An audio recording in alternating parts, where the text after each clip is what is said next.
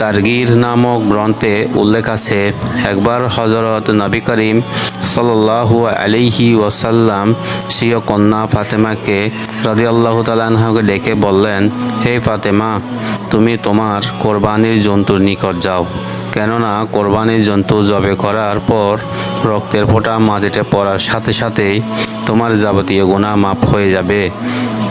হযরত ফাতেমা রাদিয়াল্লাহু তাআলা আনহা জিজ্ঞেস করলেন, ইয়া রাসূলুল্লাহ, এটি কি শুধু আমার জন্য? প্রিয় নবী সাল্লাল্লাহু আলাইহি ওয়াসাল্লাম জবাব দিলেন, এটি সকল মুসলমানদের জন্য। হযরত আয়েশা সিদ্দিকা রাদিয়াল্লাহু তাআলা আনহা থেকে বর্ণিত, তিনি বলেন, প্রিয় নবী হযরত মুহাম্মদ সাল্লাল্লাহু আলাইহি ওয়াসাল্লাম ইরশাদ করেছেন, আদম সন্তান কোরবানির দিন যেসব নেকির কাজ করে তাকে তন্মধ্যে আল্লাহ তাআলার নিকট সবচেয়ে পছন্দের